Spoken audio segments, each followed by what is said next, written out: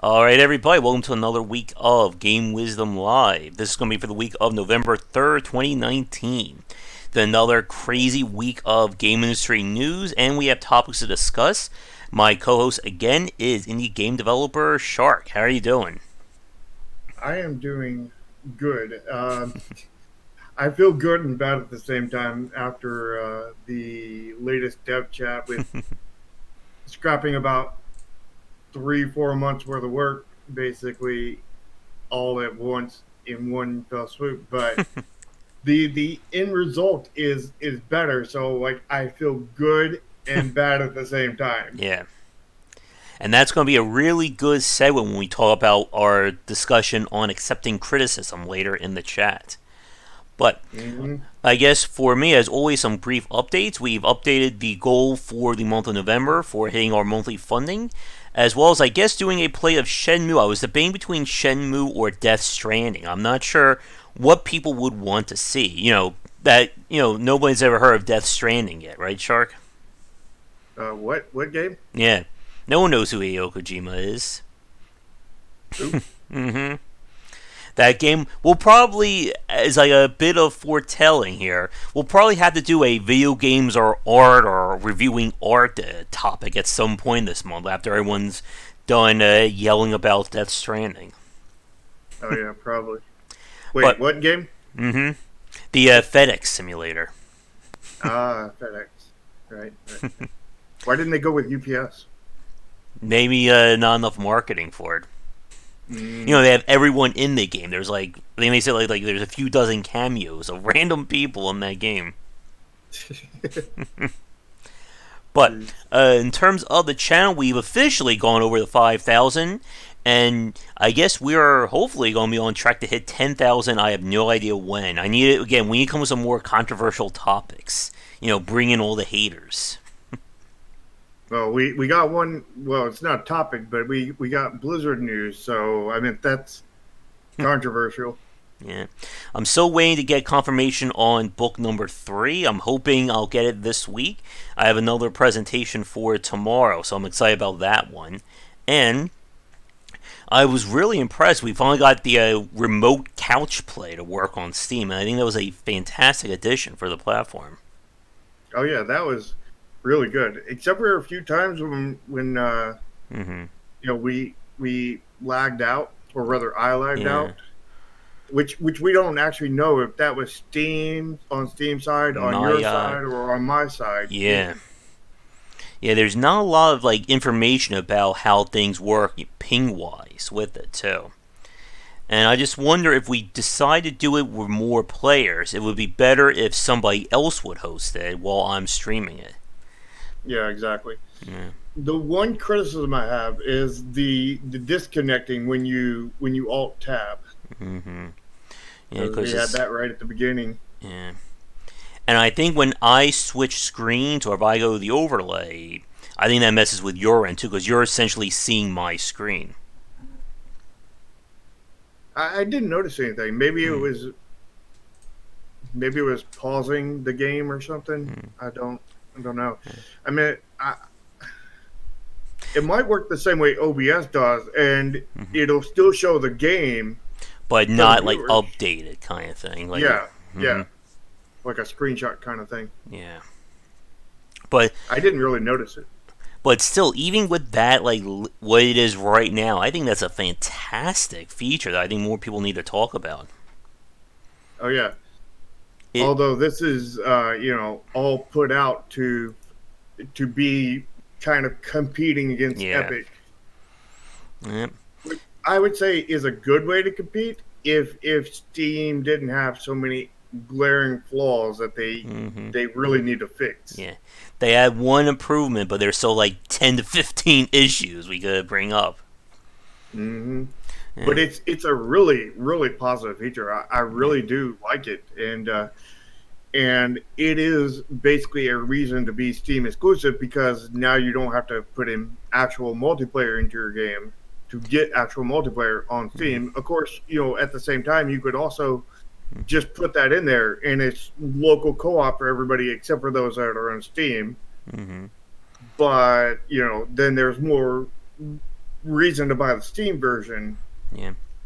And the fact that only one person needs it, because you're essentially sharing your data, that could be like a very interesting hook, but it would also raise questions about buying copies, because one person could theoretically buy a copy and play through the game with like 20, 30 different people right there. Yeah, I don't think that's so much of an issue, but I mean, it could be to a very small extent. I mean, I see the issue being more with games that already kind of do that sort of thing in a different way, Mm-hmm. where it's where they don't sell like single keys. It's like here, buy a key, buy the game, and you get four keys, and it's like way more expensive kind of thing because it's Mm-hmm. a four-player game or whatever. And they basically sell four keys at once, kind of thing. I think some of them also offer like individual keys, but they're like down below kind of thing. Mm-hmm. They're up front. The main purchase thing is the thing for four keys or two keys or however many keys. Mm-hmm. Yeah. So I mean, it's definitely going to impact games like that, especially on Steam. And again, like I think it's going to be really big for a lot of the smaller indie teams who don't have the budgets for online multiplayer. Hmm. Mm, yeah, but again, it's still very interesting to see what's going to happen with Epic and such. I know they're talking about doing another big update to the store, so we'll see what they're going to add. I really wish they would add the ability to take screenshots in game because I could really use that for some of the reviews I'm writing.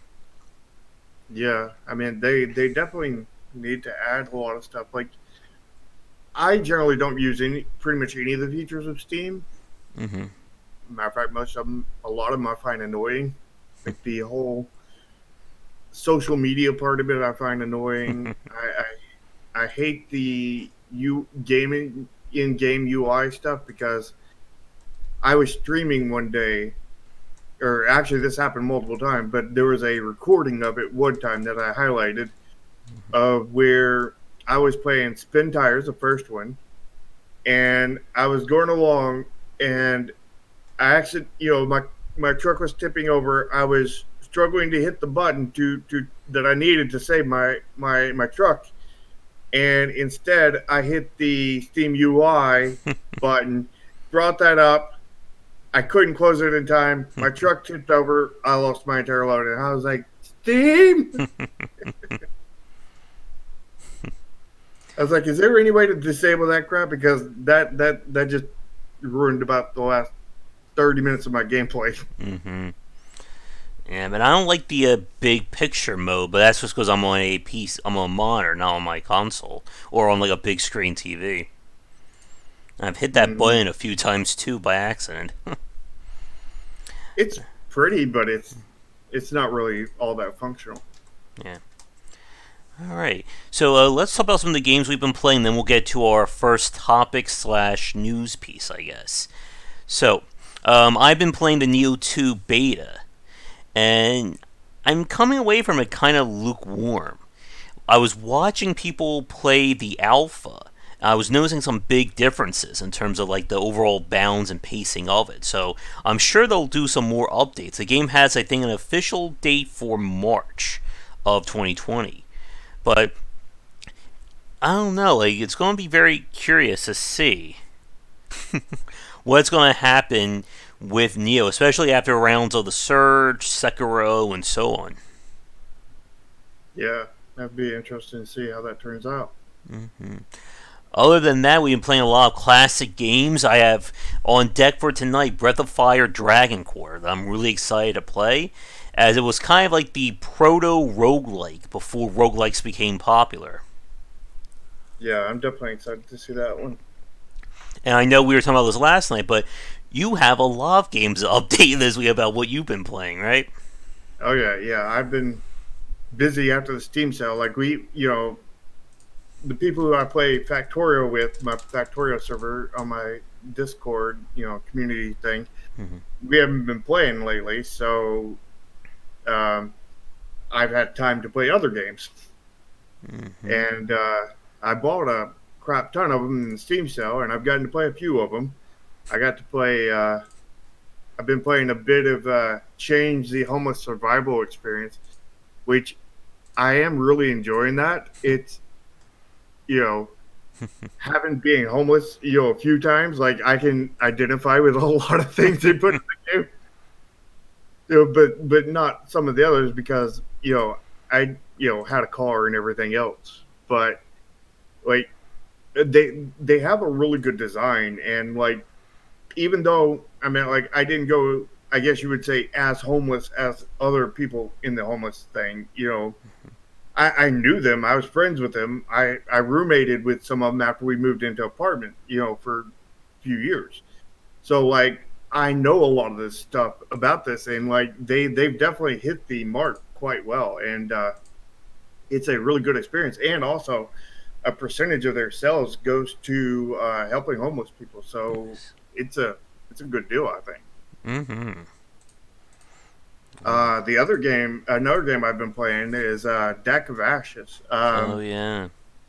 How is Uh, that I'm one? I'm still on my first playthrough because I guess I got good Mm-hmm. because I'm like on the, I guess, third boss or something, and right now and working through it, and I'm enjoying it.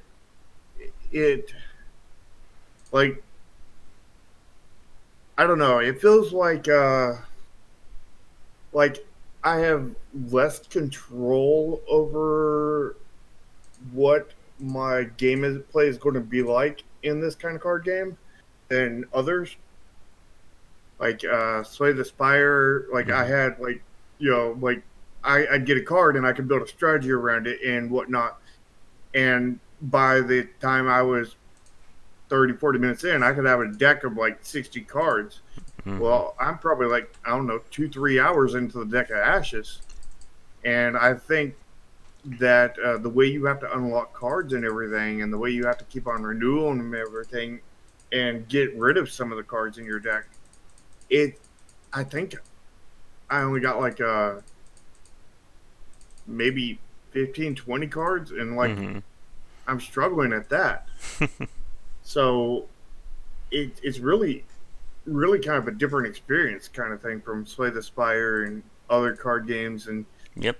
I'm not sure if I quite like that part of it, but like other parts of it, like I absolutely love. But like the limits on the cards is, I don't know. Yeah, it doesn't like when we played it during the. I think this was a pre-early access build. Like it was very hard to get like any kind of like meaningful deck going because of how hard it is to unlock the cards, and then you have to pay to bring the cards back. And I'm sure like you're playing as like the Fire Lady, right? Yeah, I think so. Yeah. So I think like each character has like different rules for how they get cards or they do with them. Yeah, the you have to, so every card you have to pay for like 3 times. Yeah. You have to, you know, pay for, in some way you can get out of a chest, a recipe for the card, Mm-hmm. and then once you get the recipe for the card, you have to earn some kind of dust or something, burn dust or To something, I like. forget what it's called, to craft it Mm-hmm. so you can put it in your deck.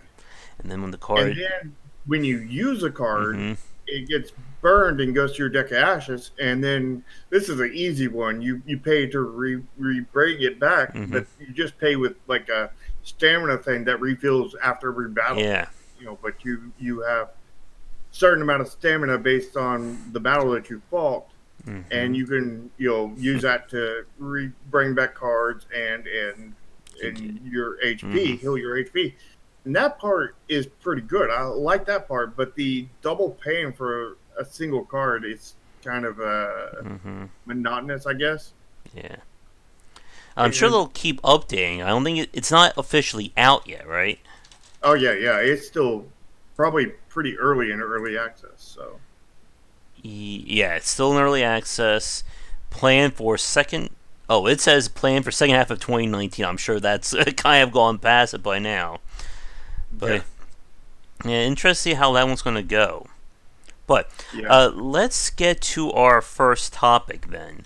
And that is, of course, a combination of we had BlizzCon this past weekend, and Shark failed to provide popcorn for everyone. I'm afraid. I had the popcorn. Nobody came. Oh yeah, but there were a whole lot of announcements, apologizing, fake apologizing, I should say, and some big reveals, or I guess quote unquote big reveals, if you had any idea what Blizzard is as a company. So they released a bunch of cinematic trailers, and it did absolutely nothing for me. And it kind of gave us the inspiration for this topic about talking about what goes into making a good game trailer. So I'm going to throw it over to you, Shark. What did you think about the trailers that you saw? So let's start up with the Diablo 4 trailer because that's the one I watched first. It was in its core essence just the opening cutscene for the game.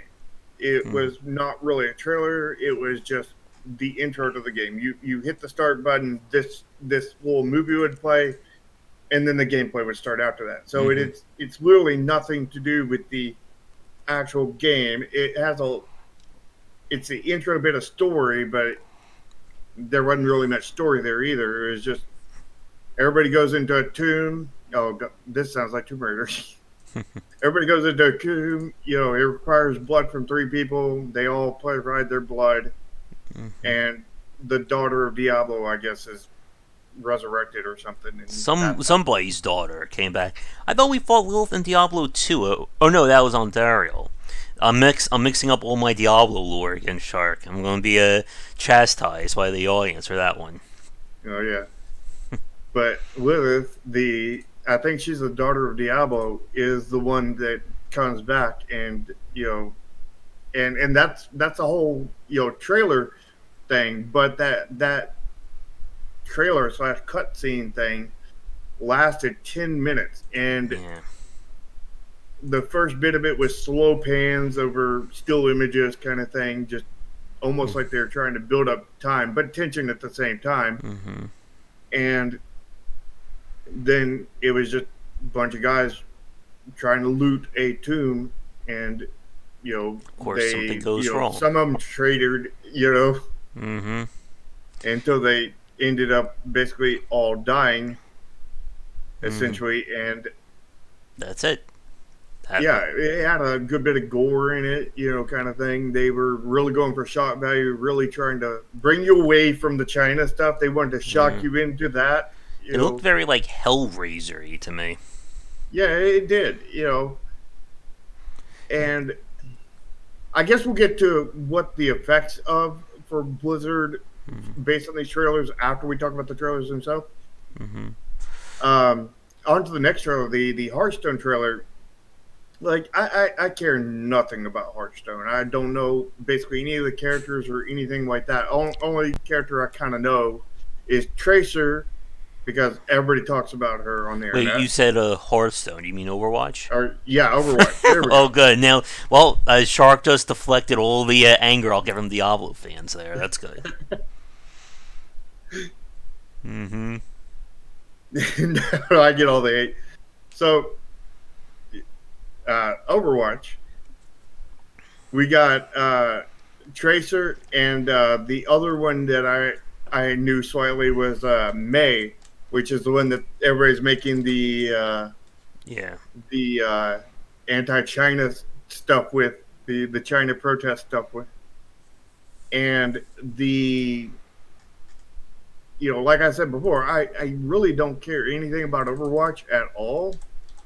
But Mm-hmm. like the trailer, like well, again, it's just the opening cutscene, just the same as Diablo. But like it did really make me feel for the characters, kind of thing, and they did a really good job. I mean, none of these trailers were just slapped together, Mm-hmm.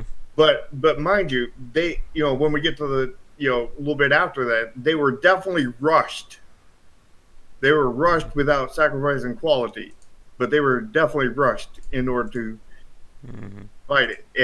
And the third one they had was the trailer for WoW, where I guess it's an expansion kind of thing.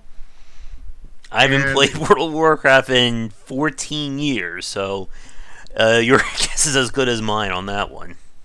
I basically haven't played it ever. I played it for like maybe like 20 minutes about 2 years ago or so. So we should totally discuss all the lore in that trailer, right? We'll get it all right. Oh yeah, yeah, absolutely.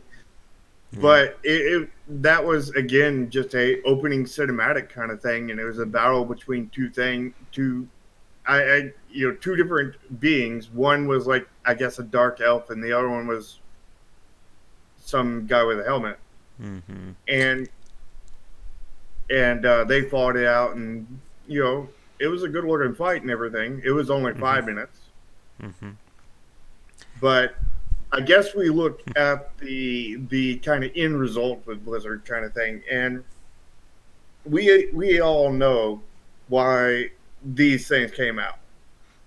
It was because of China and their flub ups with there and their marketing team slash Cinemax team has very much put a rush on getting something out that is going to make them look good Mm-hmm. so they can sweep the China stuff under the rug. And, you know, they said in the Mm-hmm.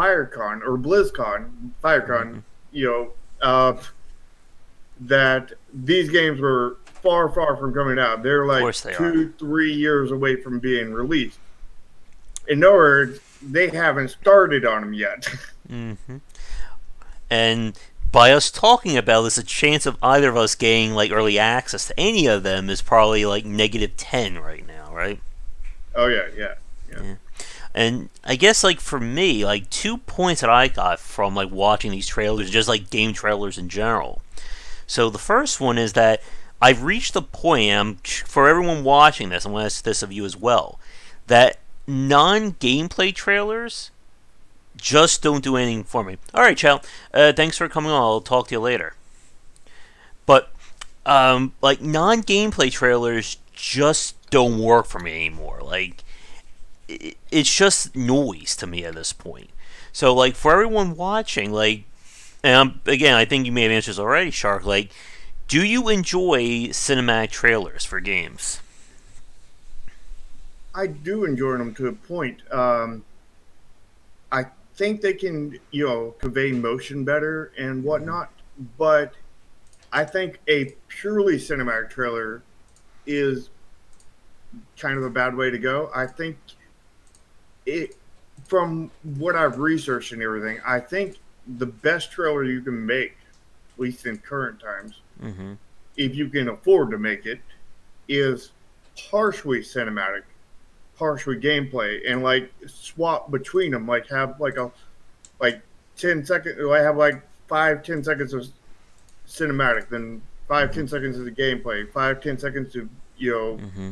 cinematic, 5, 10 seconds of gameplay, and alternate like that for the length of the trailer, and it makes your whole trailer look super polished at the same time of exposing the gameplay.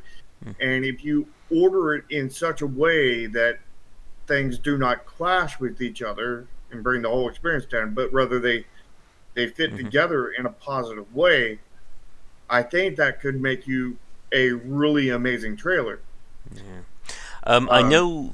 I'm thinking somebody may bring this up, so I'll try to beat them to it. Because there is one exception that comes to my mind, and that was the Darkest Dungeon trailer for their Kickstarter slash kind of first reveal. mhm. And like for that one, they just used the opening cinematic for it, but it worked for me because it was a brand new game and it conveyed the theme of what that game was going to be brilliantly.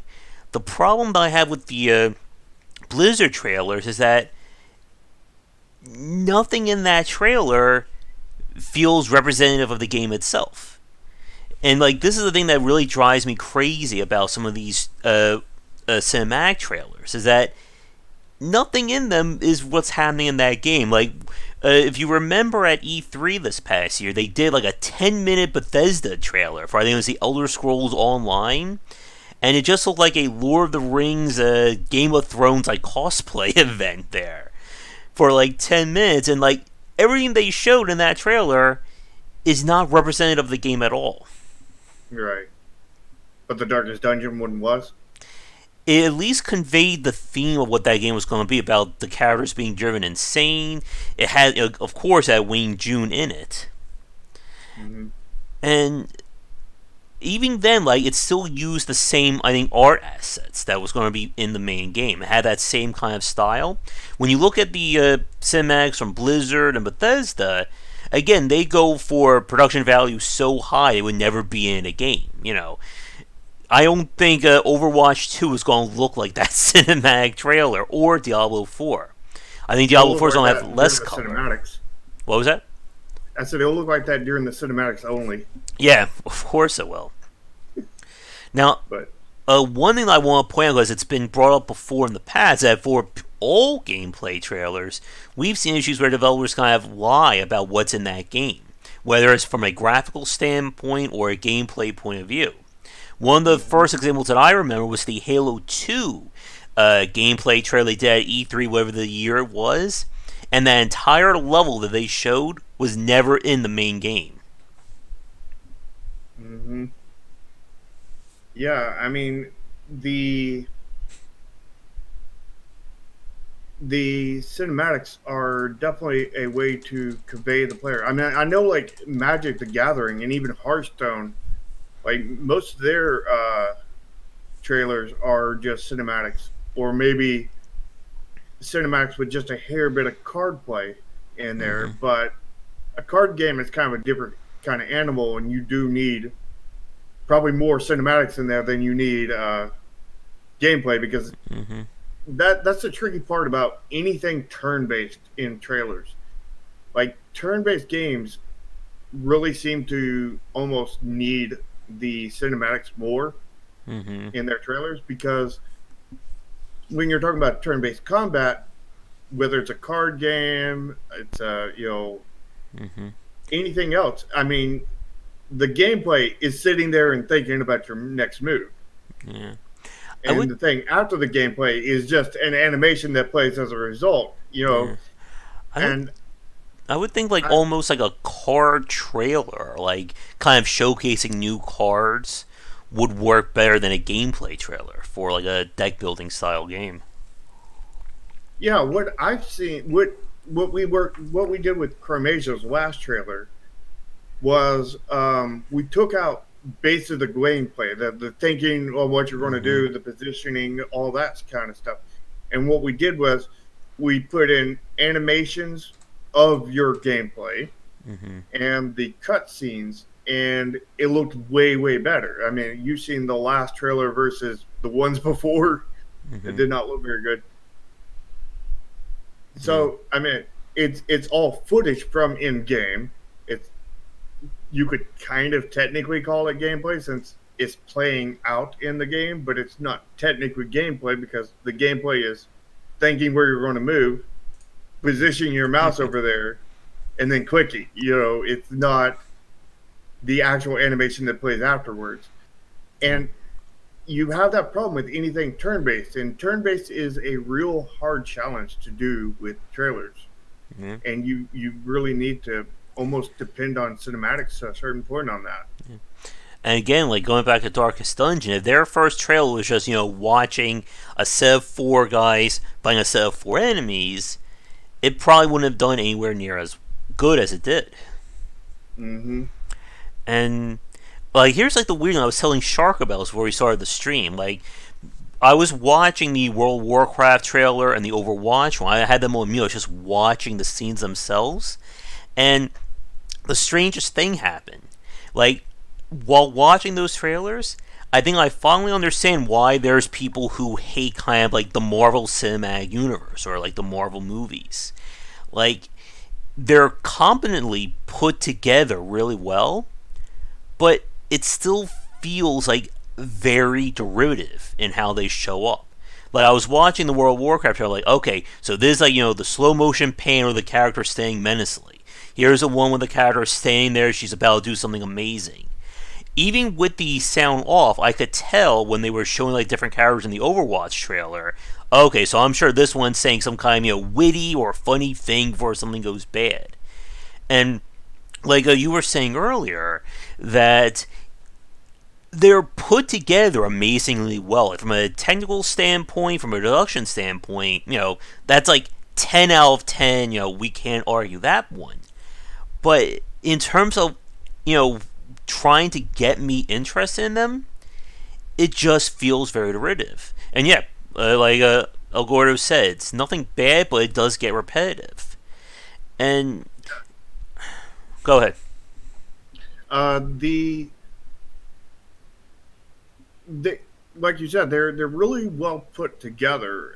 They look quite polished. They're quite polished indeed. But that doesn't change the fact that Blizzard absolutely rushed them Mm-hmm.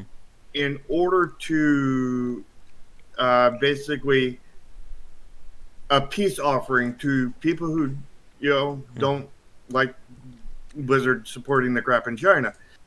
And it's like, here, let us give you all this stuff. We're giving you all these different trailers for all these games that you absolutely love. Forgive us for China. Mm-hmm. And they gave a sorry, not sorry apology for it. They're not getting rid of the band or changing their Yep. policy or anything like that, or doing what their policy actually says. Just you please know forgive us. yeah, we're not sorry, but forgive us because we want your money. It does beg the question that we'll never find out. What was the original plan for BlizzCon going to be? Because we'll never Probably, know that. if I had to guess, it was the World of Warcraft. Hmm. The World of Warcraft was probably the only thing in there for that because uh, they've been a while since the World of Warcraft. They've been probably working on a World of Warcraft build. I don't know what they said about the release date for the World of Warcraft expansion or whatever, but I'm assuming it's not too far away. Hmm. When they were talking about the Diablo one, they said it was, you know, 2, 3, 4 years Hmm. away. AKA, they haven't even started on the game. They just rushed out this trailer to get you to forgive them. Yeah. And they said pretty much the same thing about Overwatch 2, is that it ain't coming very anytime soon. It's going to be a long time, 2, 3 years, i.e., they haven't even started on the game. Like Elgora's only 2 to 3, 4 BlizzCons away. You mean that's 2 to 3 to 4 more Blizzard fiascos away? Maybe we'll have No, that'll be another. next week. Yeah. And getting back, Neil asked this earlier if I was interested in Overwatch 2. I think I'm with you, Charlotte. It's not doing anything for me. And there's one thing that I wanted to bring up about this. One of my friends was tweeting about this. So Overwatch 2 is basically just going to be like all PvE content with a few new PvP maps. And all the content Overwatch 1 is transferable to Overwatch 2.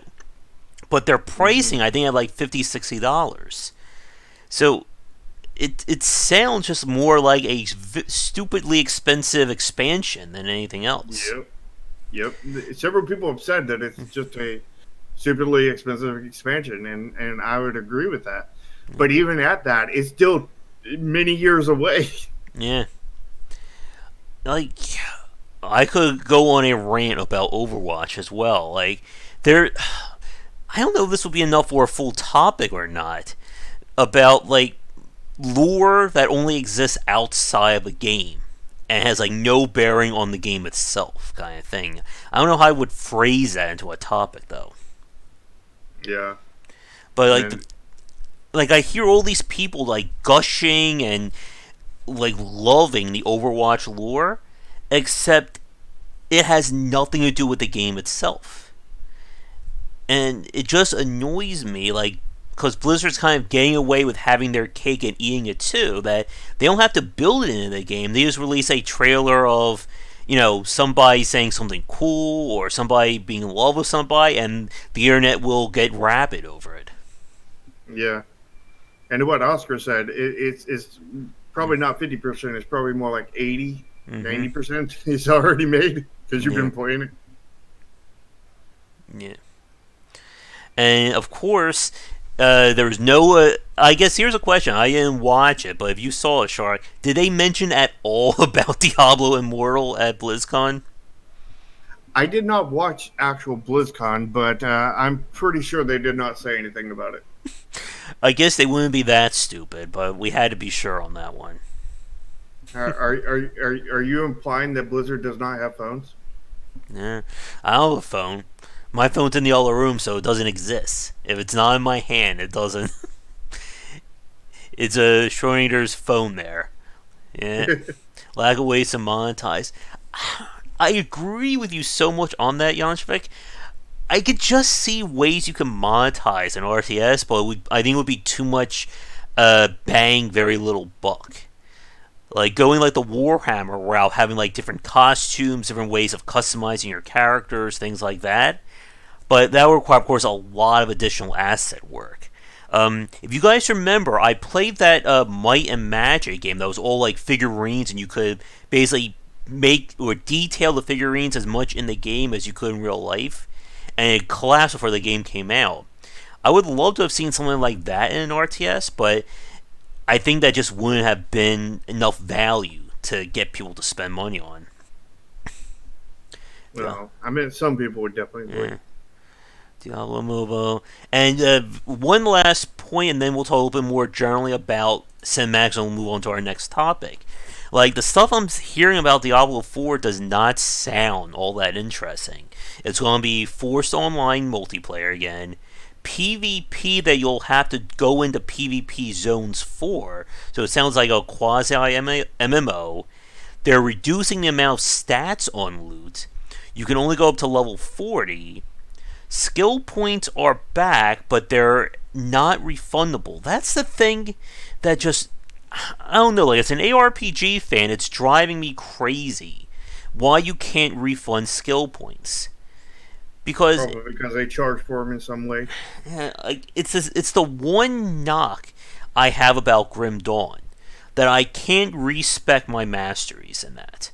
That once you put points into it, they're locked in permanently. I know why they did it, but it's just so frustrating that that's like the one thing you can't change if you make a mistake.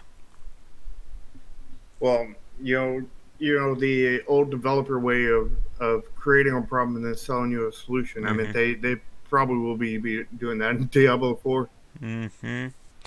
Oh yeah. Would they be crazy enough to have a you don't have to go into PvP areas if you spend buy this update or this upgrade.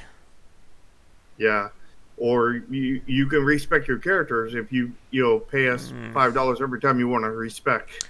I love how they charge you to have additional character slots in Diablo 3. That made my mind like flip for a second when I heard that. Yeah. And there were rumors that a lot of the stuff they were talking about Diablo 4 was kind of a rumored another expansion to Diablo 3. So I don't know how much weight there is in that one. But Probably a good bit because they probably just like we were going to do a expansion for Diablo 3, but you know what? We need to put out Diablo 4 right now because publicity hell is happening. We need to make it up for it. So let's push all this stuff out from the expansion and just put this into a different title. what I mean, Mojo, is that you cannot swap masteries once you put a point into one. So if, let's say I build a character and I don't like, let's say, wow, I've already blanked on all the names of the classes. That's good. I don't like the soldier class. I'm kind of locked in that character unless I completely restart. There are mods people have released that let you do that, though. Yeah. And perfectly there, to El Goro's point, like, Path of Exile basically took all the excitement and fandom of Diablo 3 when Diablo 3 squandered it with its first release and the auction house. Like, that is the case, like, the perfect example of a game being in the right place at the right time. Everyone's pissed off Diablo 3. What are we going to play? hey, there's this new ARPG that does everything better. Let's go to that one. But Ramin was in the right place at the right time with his game, and right after the Hearthstone banned Blitzchung. Yeah. Yeah, but I want more alternative Yantra. I was saying this on Twitter. I would love to see a sequel to Grim Dawn. I know they're working on another expansion, and Asura. I want another one of that from those developers. But before we move on to our topics, let's get back to talking generally about game trailers. So I think we do want to try and uh, have a conclusion to this. Well, game trailers is one of our topics. Yeah. So we can now officially start Yeah, that there topic we go. that we've been talking about for a while. I think for me, like you said, it really depends on the game itself. But if your game is going to be mechanically driven, then I need to see what those mechanics are. We've got off top. We'll go back on Diablo for a second. If you're going to get me excited about an ARPG, I want to see that ARPG in action. Just like if I was going to play The Division or Borderlands, I want to see more about what's going on there. Exactly. And there's so much art in the way that you edit and make trailers for games. And I've learned a lot over the last, over making all the trailers for Chromasia, but I'm still not anywhere close to an expert. But I think you want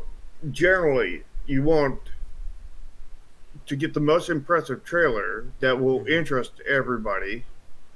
I think it is best off to be half cinematic, half gameplay, with them cut up into sections and both of them spread all the way through. Because this way you show off the gameplay as well as get the polish from the cinematics. And as long as the cinematics are in burst all the way through, you're going to get polished all the way through. And as long as you get gameplay in burst all the way through, then you're going to get that all the way through, and you get the experience. It's almost like getting them both at the same time because they're only 5-10 second clips kind of thing. Now I'm going to throw a monkey wrench into that because I have a pop quiz question for you as well as for the audience. How would you design a trailer for a puzzle game? A pure puzzle title like I was playing Manful Garden, even something like the Swapper, the Talos Principle. How do you show a puzzle game that is 100% mechanical driven in such a way that's going to get people excited about it? That's a really, really hard question for me because, number one, I've never made a puzzle game. Number two, I don't think I've ever played a puzzle game, so... I am just thinking right now, all of Zachtronics' game, except for the latest one, that's more a visual novel one. Because I cannot imagine a trailer that would get somebody, hyped up to play Space Chem or Shenzhen IO. Here's all this programming. Do it. It's so exciting and fun. Yeah. I think you would still need to do the same method of part cinematics and part gameplay. You show some cool. You don't show the actual solving of the puzzle. AKA you sitting there thinking. You show after the solution has been thought of, and then they press the button, they slide the thing, and magic happens and an animation plays. You show that, and then you show a little bit of cinematic, and then you show that kind of thing on a different puzzle, that kind of thing on a different puzzle, and you just show right after the person had the aha moment and just figured out the solution, and they just bam, solved, kind of thing. Now, there's one thing that we didn't talk about. I think we really need to bring up for this conversation. How long should a good trailer be? Because earlier we mentioned, of course, Diablo 3 trailer was, I think, 8 minutes. It was 8 minutes for Overwatch. I think it was 9 or 10. Something like that. And I'm going to look this up very quickly because I want to see how long the Darkest Dungeon trailer or the concept that they did went out. But while I'm doing that, like for you, like and for the audience, like how long do you think a trailer should be? Oh, here it is. The original concept trailer for the game. Oh, that was very loud in my ears. Was 2 minutes and 40 seconds. And Steam seems to like to autoplay with sound on. Thank you, Steam, for that. But that was 2 minutes and 40 seconds for the Darkest Dungeon trailer. I say it depends on where you're planning on putting the trailer. Mm-hmm. If you're taking it to like BlizzCon or something and you have a captive audience there Mm-hmm. watching, make it long. Okay. But if this is going to be on the front page of Steam, make it very short, quick, and fast. Yeah. 30 seconds maybe. If it's on YouTube, you're putting ads out on YouTube as your trailers, keep it fast. 30 Mm-hmm. seconds, 15 seconds, somewhere around there. If it's like a secondary trailer that's on your Steam page or whatever after your first one, make it as long as or short as you want because it doesn't matter. The one that The matters, main the one. length, is the one that is there right on the landing page, Yeah. right? Right when because you have to hook the person right away. Mm-hmm. Now, when you have a captive audience at a BlizzCon or whatever, ain't nobody leaving. They paid to be there. They paid to watch your trailers. I mean, they're going to. The longer your trailer is, the more they're going to approve of it. So, and the more trailers you got, the more they're going to approve of it. So, make it as long as possible, as long as you got content to make it Mm-hmm. for that length. Yeah. And for like secondary trailers and stuff on Steam, I would say don't make them and not as long as you can. Make them as long as you can, providing a good enough content experience. Don't run yourself dry. Don't put unnecessary spoilers in it. Don't Mm-hmm. do any of that kind of thing. Don't run out all your content kind of thing. But don't put any filler content like this guy's moving from point A to point B. This guy's moving from point A to point B. Ooh, how exciting. Everything in your trailer should be exciting, polished, and just, wow, as much wow factor as you can put out there because that is the Mm-hmm. point of a trailer is in theory it's to see the gameplay and how it plays, but that's not really how it works, sadly. Yeah. I mean, it is for certain small percentage of the population, but that's a very small percentage of the population. The majority of it is as much pop, polish, zing, as much grab them, hook them, pull them in, get them to overpower the wall that is your buying price, and then after they overcome that wall, after they open their wallets and they buy your game, this is where your game has to stand up and keep them from refunding it. Yeah. Like. But you got to have the trailers are wow factor basically. You just got to wow Mm-hmm. them as best as you can in that period of time. Mm-hmm. And of course, we'll pick a random point in the game and press record. Yeah. Yeah, I'm watching the trailer right now for this horror game, Song of Horror, that just came out a few days ago. And again, it's about 2 minutes. It's a minute 53. We have both gameplay and cinematics in there, and it does. I think the thing that we should emphasize here that it does take a lot of work to make a good trailer. Like we've been joking, but you can't just take like 4 minutes of your game and turn that into a trailer. Like it needs, to, as you said, Char. Like it has to be edited. It has to be the best parts of your game. You have to. You can't have any fat in your trailer. Exactly.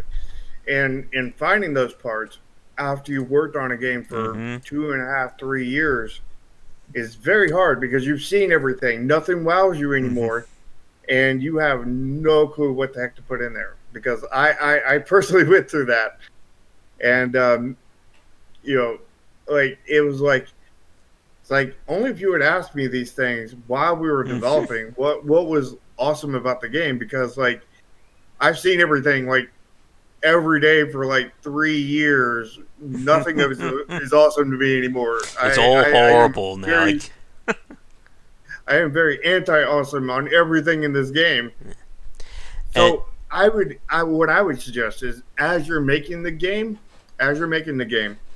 take notes on like things that get you really excited mhm, and everything, things that really pop to you while you're making it, and use those notes towards the end when you're ready to make your trailer as, oh, these were things that got me excited. And then you think back and you remember back to those moments on how that got you excited and everything. mhm, And in theory, I think that will help you design your trailer. It's what I'm doing right now with Project Triad, but it's completely untested. It's just a theory from me, but in theory, I think that would help out a whole lot. mhm, Uh, it also helps out a whole lot to maybe just have somebody that has knows nothing about your game that gets introduced to your game and really loves it, and then they play it for a few hours or whatever, and they're like, this I love this game, and they're really good at making trailers, and you have them make a trailer for you. mhm. But that being said, is you need somebody who's good at making trailers. So I would find somebody good at making trailers first, and then have them play your game, and see if they enjoy it. And if they do, hire them to make your trailer. And I think to add on that, one thing that doesn't work for me are the fake player reaction trailers that we see, especially from the mobile market. You know, you Oh get yeah, a random YouTuber or streamer saying, "Oh my god, I'm so excited about this game! Oh, I love it!" Again, I can't do any YouTuber reaction videos or YouTuber reaction shots here. you need to get good at that. Mm-hmm. Exactly right, Ryu. Raid Shadow Legends or Raid Shadow Legends. Mm-hmm.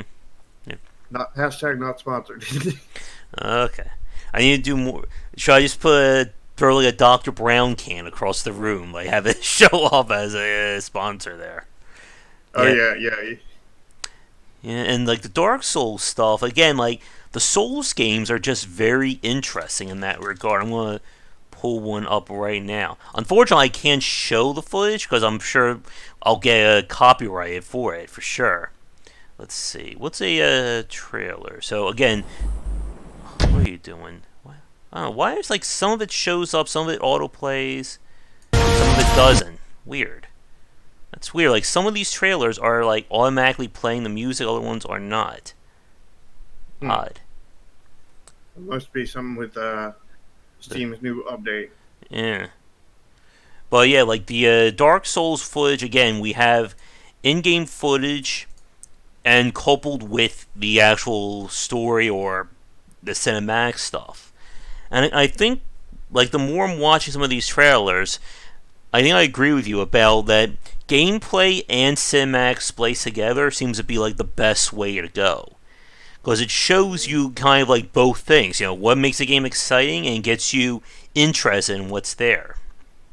And then it shows you what's there. Mm-hmm. Yeah. Don't tell the mobile industry that'll go, or they'll be surprised. Maybe they'll do a fake shock video on that one.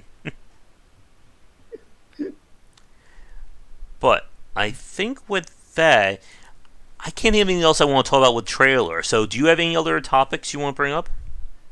Well, we talked about the how you want to, ideally mix cinematics and your gameplay. Mm-hmm. Question is what percentages? And I would say that would depend on the genre of Yeah. your game and what's in your game. Like a card game like Magic the Gathering, I would say go farther towards the cinematic, maybe 80% cinematics and I was about 20% to say gameplay. that. Yeah.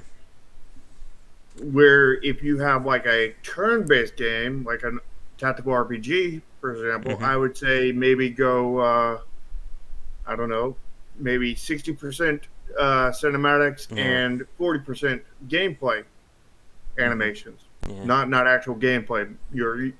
Because actual gameplay is just thinking about what you're going to do Yeah. and moving. And one thing, I was just thinking about this. I want to bring this up as well. That when you're making a trailer for your game, an actual trailer, not like a cinematic one, you also need to inform the person about that game as well. Like, what kind of game is it? Are you going to have, when's it coming out? What platforms it's going to be on, etc., etc.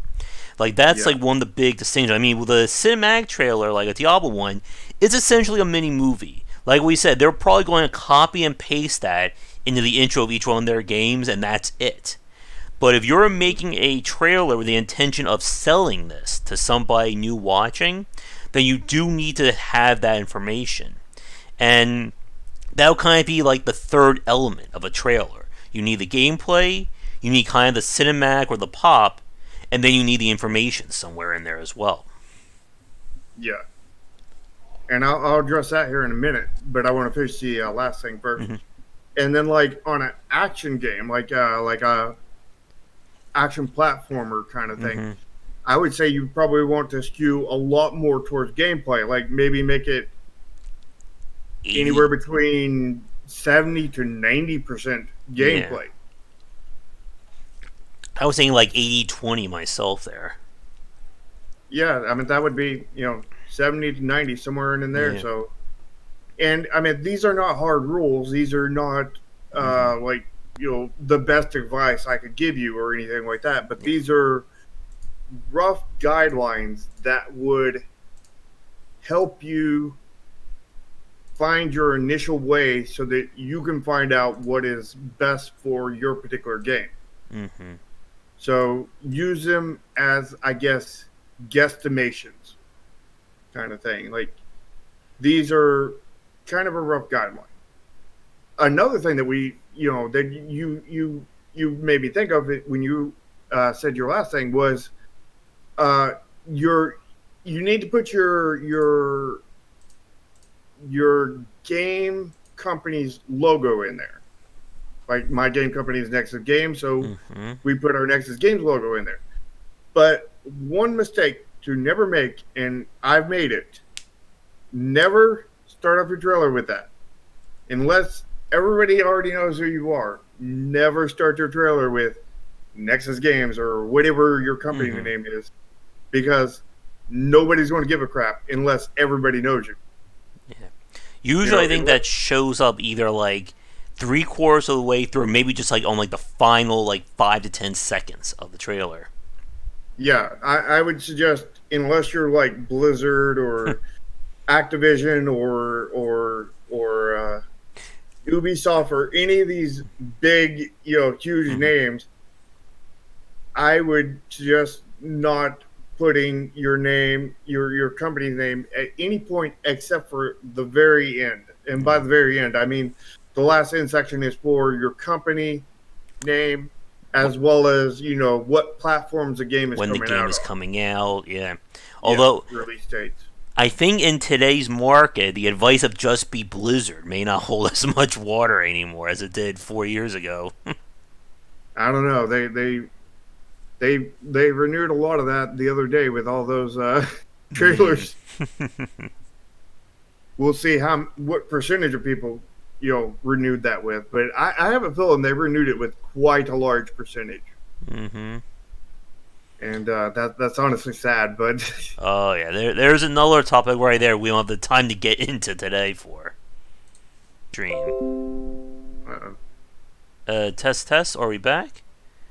That was weird. Internet did not go out. I will have lost you there. Hmm. yeah, I've seen a buffer over here. That was weird. Uh oh. Blizzard has been hearing us. They They're got shutting us annoyed down. because you mistook Overwatch for Hearthstone. They're sending everyone to get us now. Are you sure that's the reason? It has Sure. nothing to do with China. Mm-hmm.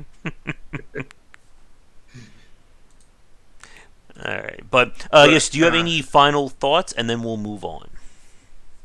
well, how you cut and edit your trailer is very, very important, and I really can't offer any kind of advice there other than do stuff that is exciting because I'm not good at editing videos. I Mm-hmm. mean, Josh might be able to help you with that more than I could, but Josh hasn't ever been a heavy editor, so Yeah.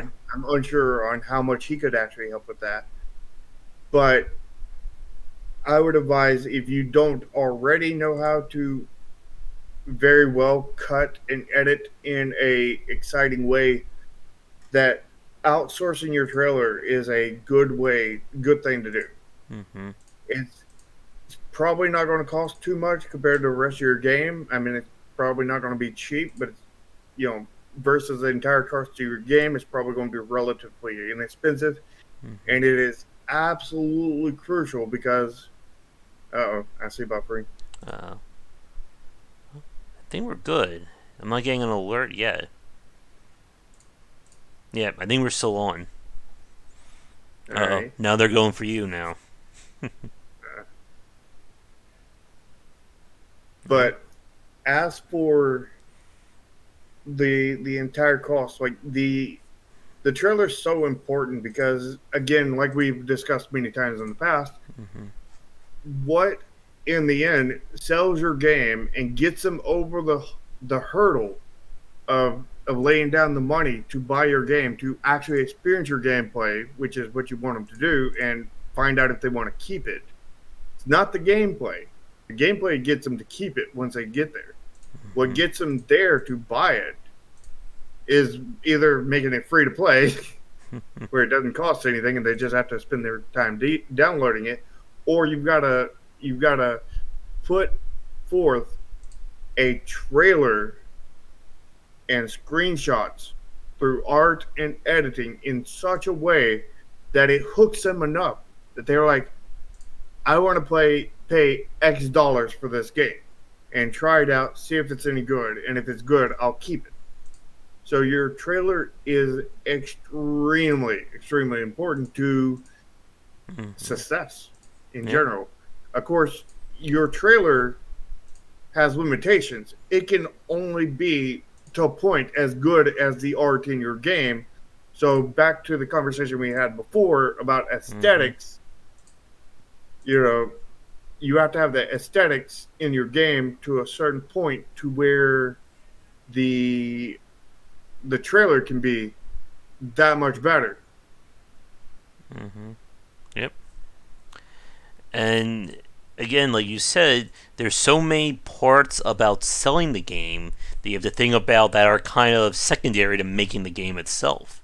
Because a lot of developers aren't thinking about their cinematic trailer as they're trying to build their game up.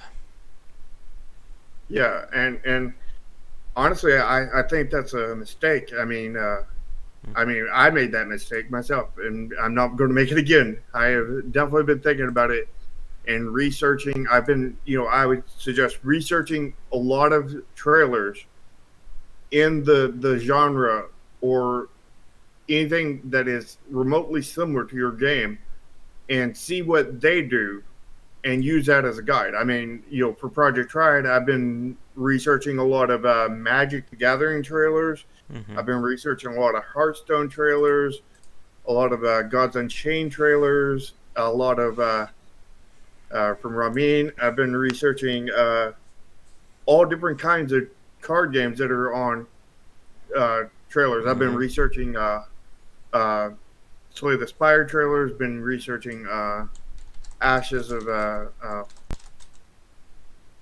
Deck of Ashes, rather. Been researching their trailers, and any trailers I can get to, I research them. I break them down, and I see, okay, what's their ratio to cinematic to Mm-hmm. gameplay? How do they knit these things together? How do they? In what ways do they do it? And what are they using these trailers for? Are they using this for like the front of their splash page on Steam? Are they using this for the second video on their Steam page? Are they using this for marketing on their YouTube channels? Are they using this for like BlizzCon, or whatever con out there? You know, so you've got to both research what they're doing, how they are doing it, and then where they're using it at. And through those, you can get a better picture of what you need to do to be able to go against these games. Of course, The other thing you got to do is look at aesthetics of the games, and because you have to go through those to compete as well, Hmm. because that is in the end part of your trailer and definitely all of your screenshots. Yep. And when you're trying to get all this stuff to work, you do need to do that research about it. Because I've seen, again, some very lackluster trailers for games. Some that are just very simplistic gameplay, some that have no cinematics whatsoever. Some are just all cinematics, but it has nothing to do with the game itself, as I think we're about to see when we do our weird games segment. But it is something that we're going to have to do, and I think I'm going to have to hide that message, or I think we're going to get in trouble from El Gordo there.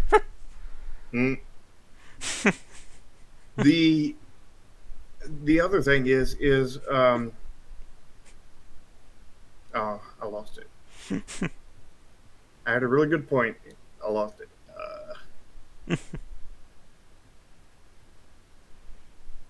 Drats. Oh no. Hopefully, I'll think of it later. Alright. It should come up during our weird games segment, I think, as things Hopefully. go. Alright. Let's switch to that now and see what weird games are coming out. There we go. So I was looking this up like right away, and this game just stood out just by this art. The vector game. No, the Phoenix Tales one. Uh, yeah. Oof. Watercolor looks like very washed out with it looks like kind of a live action kind of look to it. Yeah, Has they just got went out and took a bunch of photos, then scrambled them up a little bit. I wonder if that's a developer working on that game. If very likely is. Hmm. Motion capture actors which are then cartooned. But it's not an indie label though, or an indie genre. So it must be a triple A. Mm-hmm. Short scary stories.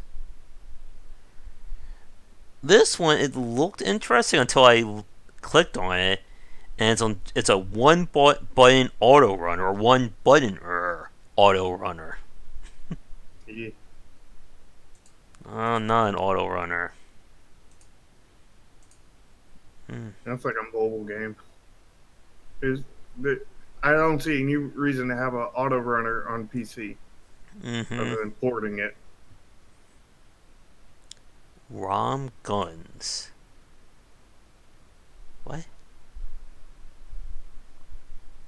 the heck is this? 20 levels, bosses.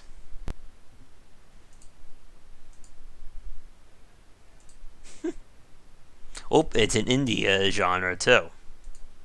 Ah, so we have an indie game. That other one wasn't indie though. That was triple A. Oh, good. Here's a. Wait, what's a demon crawl? Oh. We're going to have to one day have a rant topic on the indie genre. Mm-hmm. And here's Planet Zoo. I've heard like Frontier developments are like very picky in terms of who they give keys out to for their games. Hmm. Like unless you are going to love their game and say nothing but good things about it, like they will not give you a key for it. I mean, that's kind of how a lot of triple A's do it too. Huh? I'm gonna put one in, but I am not holding my breath for that one. I still need to play Planet Zoo too at some point. Beautiful bricks. Guildmaster Store. Okay, Now I'm getting. Oh, go the way ahead. I did it was I was picky too, but I was picking a different way. I was picky to where like we were releasing a tactical RPG. I was picky to Mm-hmm. where they either had to have videos of tactical RPGs, or something along that lines that would provide their audience would might be interested in the game. And they might be interested in the game. I think I did play Blade of Darkness. I played a demo of that a long time ago, but never played the actual game. But here's a rant that's starting to build up. I'm really getting tired of these bait and switch of these games that they have a really cool thumbnail and it turns out to just be a match 3 or a puzzle kind of or a cross kind of game. Yeah, but that is a good marketing tactic. Yeah. You got to have the the first the little thumbnail is so important. But if you instantly let them down the second they click through, you're going to lose what you just gained, kind of thing, and probably lose it even bigger because they're going to be pissed now. Yeah. And here's one as you were just talking about in terms of like giving you like information. Like the game itself, it says it's an action RPG, but it's not telling me anything about why I should play this game. An action RPG with action gameplay unlike any other treasure hunter game. Like this looks to me like a mobile game being ported to PC.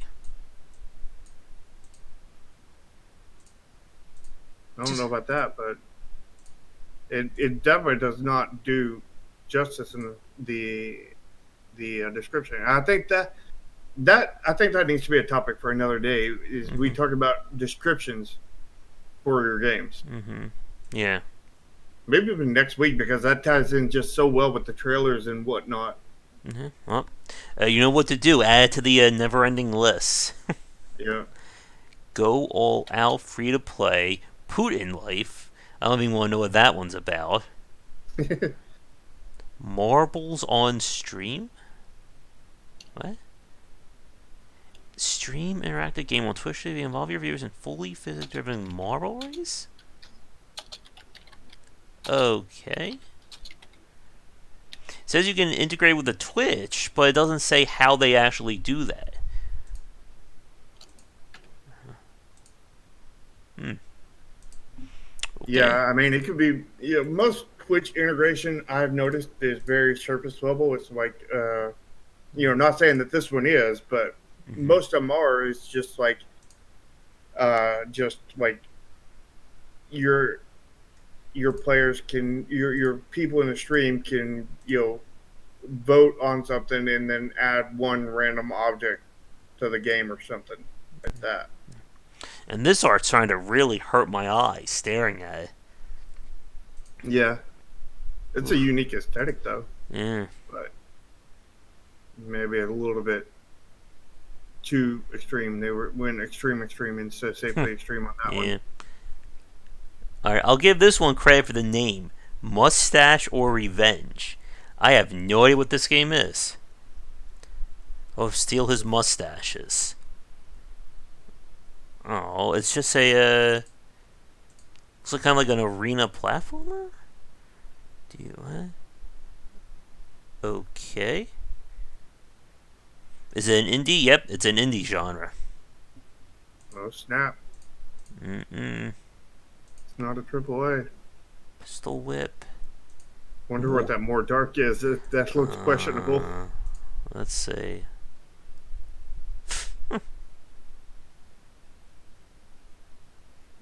Okay, so it's puzzle game. That is definitely not what I was expecting. Nope, me neither. What?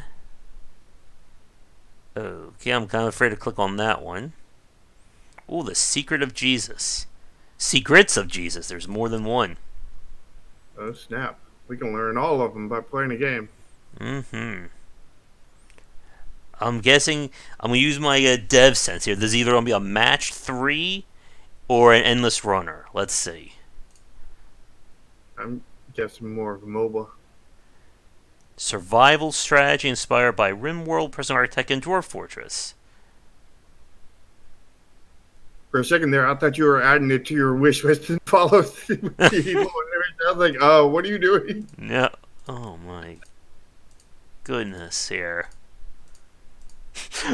Talking about like the having thumbnails. I think this guy just took like 20 seconds of playing this game and turning it into a thumbnail slideshow. He probably played it for probably an hour or so, but he just took thumbnails, just took screenshots every so often. Space Electrician. Just one map, one time. Oh, man. You know what? How is this an action game? This is an action, it's a box moving puzzle. It's an action block moving puzzle It game. even says puzzle right here. Why is it in the action genre? Oh, geez. Oh, man. You know, something else I would tell you is you need testers for your game. Mm-hmm. But when you have your testers testing your game, tell them to take screenshots. Tell them anything they like, take a screenshot of it, and that you may use that for the game.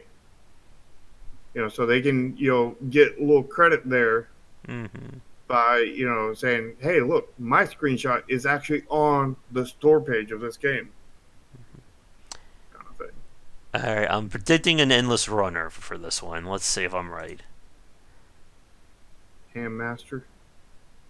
Oh, it's a platformer. Oh, he can move left and right, so it's not a runner.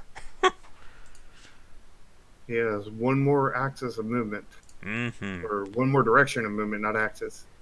And this is Screaming RPG Maker game. Let's say. No? Short 5 to 10 minutes side-scrolling linear game? I think he's just throwing in adjectives there. Only one ending. It's a 5-minute game, and it's linear, and that's all there is to it. That sounds like there's lots of gameplay there. What about a 3-minute long, completely open-ended title? You can do anything you want for 3 minutes. Well, I mean, that sounds like minute. Mm-hmm. What the? That could be good if you do it right. Alright, this is a 10-minute game. Point-and-click horror. Children's puzzle game. Point and click horror sounds like a contradiction. Mm-hmm. Click on this, but be spooky about it.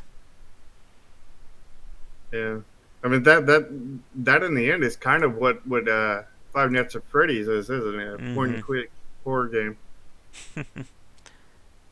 Cthulhu Catharsis. Can't believe I just said that right. Oh wait, we looked at this one already. Pixel puzzles. Cats. Don't kill the cow. Another 5-minute long game. We're getting a lot of weird groupings this week. It's from the same developer as the last one. They've probably developed them both in 5 minutes. Mm-hmm. Or over a lunch break. Yeah. Lurk in the dark. And they wasted all that time. They could have had multiplayer in there over that weekend. Mm-hmm. You can watch movies that way. What's the game? Oh, good. There's a little story. There's nothing about the gameplay. There might not be any gameplay. It might just be a walking simulator kind of thing, like the game we had the other day. Mm-hmm. Moons of Madness. Jumanji, the video game? I wonder if they have the license for that one. I do like that you can barely see any of their faces. I wonder if they don't. Reason behind that. Uh-huh. Oh. Didn't they make a Jumanji game that was like a 2D side-scroller beat-em-up? I have no idea. I think there is a VR version of Five Nights at Freddy's. I've been seeing YouTubers rant and rave about it. No, they rant and rave about everything they do because that's what they do is rant and rave. Well, this should get a Draken back on hyper casual hentai. Is that safely extreme? Yeah, I'm trying to summon him. Miscreation. Ooh. Hyper casual hentai. I think somebody's watching our streams. They got our safely extreme message. Yeah. They're stealing our ideas. We got copyright it. Well, I mean that's a big plus in my book right here. I love that game Evo. But this gameplay, I don't know. Technically, Safe Play Stream is something we could technically copyright. We could also trademark it if we put it into a logo. Yeah. That's both trademarkable and copyrightable. We need to get For some those who don't T-shirts know printed up. copyright. Yeah, we should actually legitimately do that. No joking about that one. We should actually do that. Romancing Saga 3. That's a series from a long time ago. Yeah. I've heard people say really good things about this franchise. I've never played any of them though. Yeah, same thing here. I played tons of RPGs and whatnot, but never played that one. Where are my shop simulators? Belly Dance Girl. I wonder what that game's about. Star So Police. it's about a graphic. It's about no. It's a platformer. I'm sure this is going Belly to be a Dance Girl puzzle is game. Oh, it's tower defense. It's an indie tower defense. not AAA. They need to get good. Hentai cyberpunk sci-fi. I keep on telling you, cyberpunk is the new thing. Mm-hmm. Rune 2. Weren't we talking about Rune? It kind of saddens me, honestly. Mm. That cyberpunk is going to be the new thing, considering that we're making a partially cyberpunk game, Mm-hmm. and it's going to become the market is going to become flooded with cyberpunk games, and like it did with zombie games and space games, and now it's going to get flooded with cyberpunk games, and my game is going to technically be part of that. I just hope I can get it done before it's flooded, so that it's like, oh, not another cyberpunk game when mine comes out. But were shop simulators ever alive? That's the big question. Oh, look, The Legend of Bumbo. I wonder who's making that game. Some guy named Bumbo, I guess. I've never heard of Ed McMillan. Who? Mm-hmm. We never play any of his games, right? Nah, I've never heard anything about no Isaac or anything. I know Mojo hasn't. How to Become a Ninja, Part 1. We'll have to see how all these games do. Roshi, and see if these games are just cyber no punk or cyber pink, as you said. And the issue is it kind of doesn't matter, because if you think about it, the market is going to become flooded with cyberpunk games, and if they're less cyberpunk and they're just cyber, people are going to get bad impressions of them and not want them because of that. But if they're all good, they all legitimately do cyberpunk, then it becomes that there's all these great cyberpunk games out there that are really legitimate cyberpunk, and it's going to be a lot harder to get anybody to play your game. Both result in being a lot harder to get people to play your game. So it's the same thing from the developer side. It's a flooded market is a flooded market, whichever way it goes, whether they're good or bad. What the hell am I looking at right here? I don't know. Somebody in an orange hoodie and green sweatpants that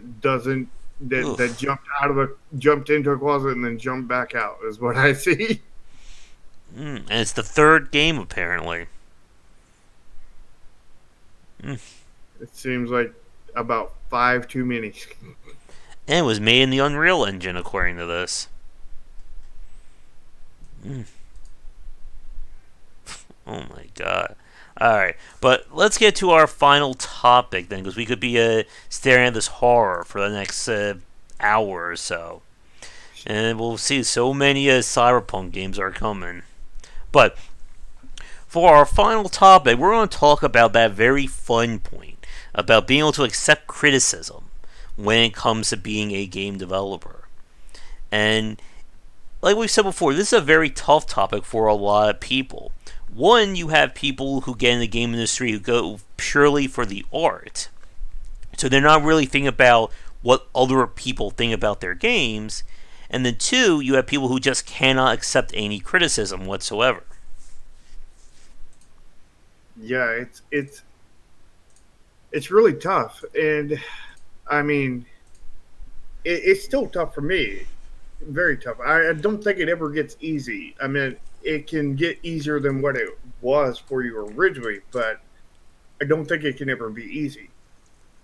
Um, so the thing I've seen is people that make their game has a love for it. They love that game, or else they wouldn't have made it unless they were paid obscene money to make it because they work for a AAA developer or something like that. But we're talking about mainly indies here that actually have control over what games they make and what games they participate in. Mm-hmm. But the developers care about their game. Yeah. I think even those that work in AAA care about their game. But you there's it's like caring for a child. If you love it so much, you care for it, and if anybody was bad mouthing your son, you'd want to smack the taste out of their mouth. Mm-hmm. And that's kind of the same thing you get with games, but you can't be that way, and or you don't need, you shouldn't be that way, and you need to avoid that as much as possible Mm-hmm. because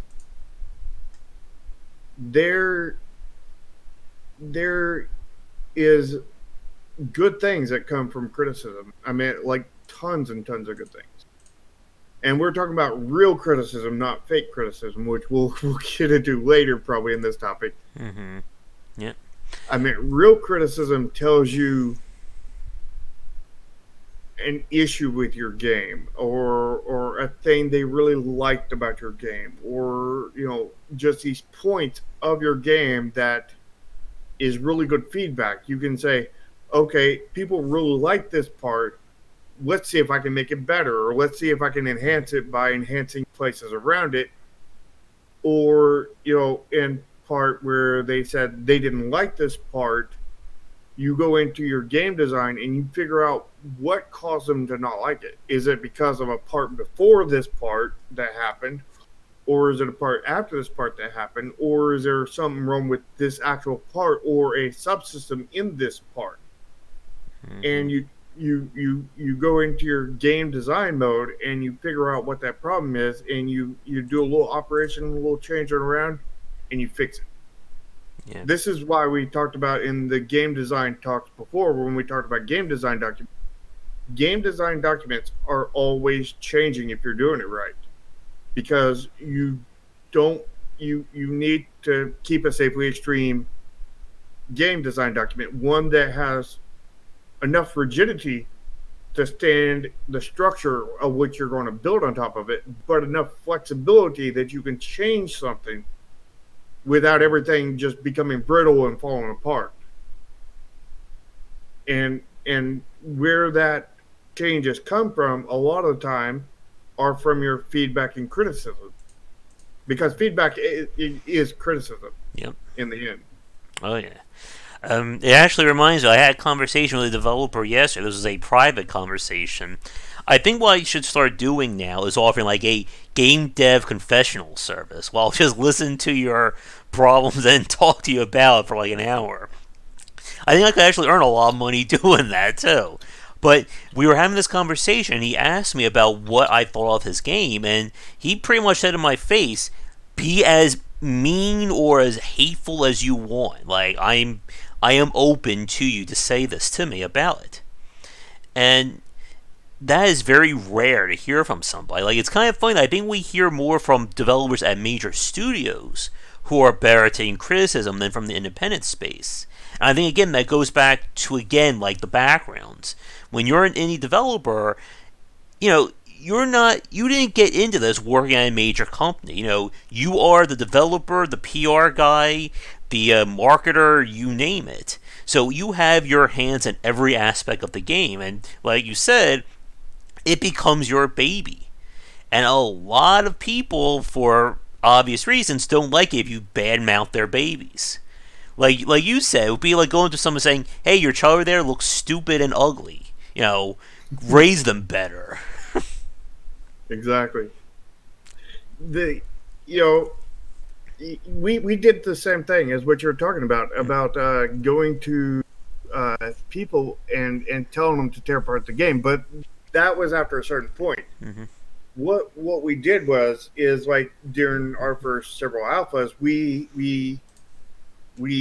I didn't say that obviously during that first part. I was saying that here, test our game, Mm-hmm. give us feedback, let us know what kind of issues are in there, and like occasionally we would get an issue that we solve reasonably because it was not within our scope. Like somebody wanted shadows in Chromatia, and every method that we had for adding shadows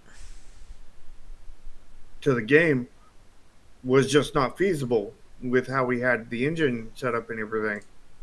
We had to either do one of two things to do it. We had to either uh, do a little programming thing where it would underline a shadow underneath each object and everything, but then where the shadows overlapped, it would look really, really dirt, and you would have really derpy looking shadows. On the other Mm-hmm. hand, the other method we had was going in there by hand and hand putting shadows underneath there, which for anything that didn't animate was a very easy task. For the 100, 200 frames of every single of the like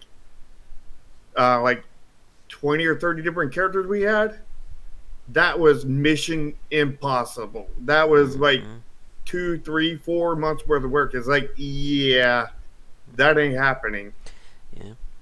And like we said, it's very important from a developer. And to get to Ogiroshi's point there, that for a lot of people, they just look at things purely from the artistic side. And they have trouble developing that business part. And I'll come back to that in a minute.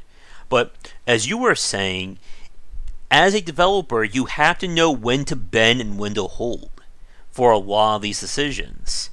Because, like you just said, everyone can suggest every idea that comes to their mind immediately. Just add multiplayer to your game. Why don't you completely redo your art style? Add 10 more systems how your game works.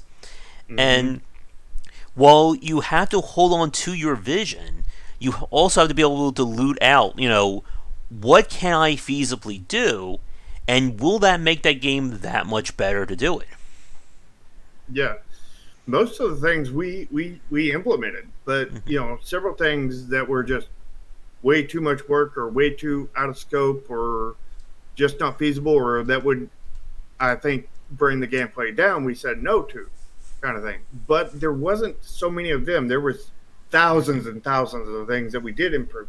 Mm-hmm. Now, after we went through and we finally got into like beta Mm-hmm. and everything, we were feature complete, Yeah. but we were not graphically complete or anything. We were getting close to being graphically.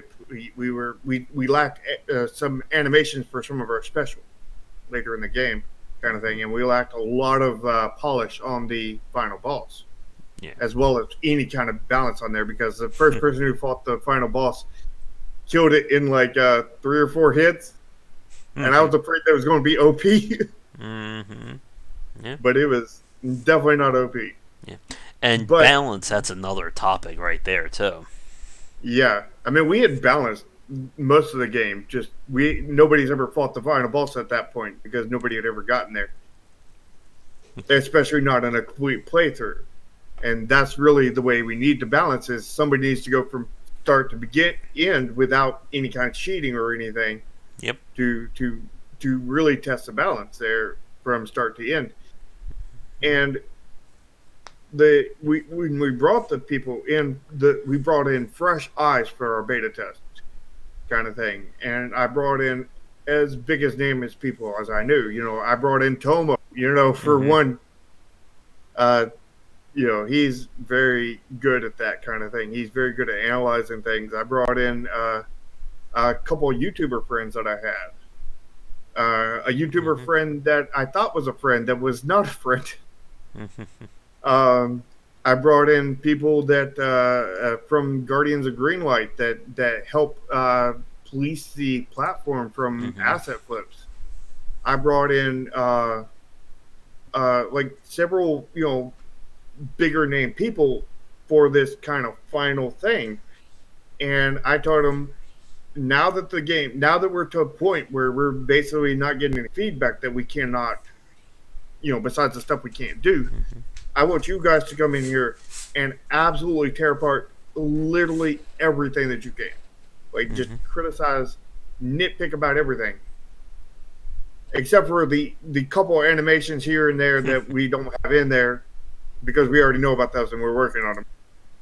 Besides these, like this short list of like 10 things, besides those, you know, nitpick on everything.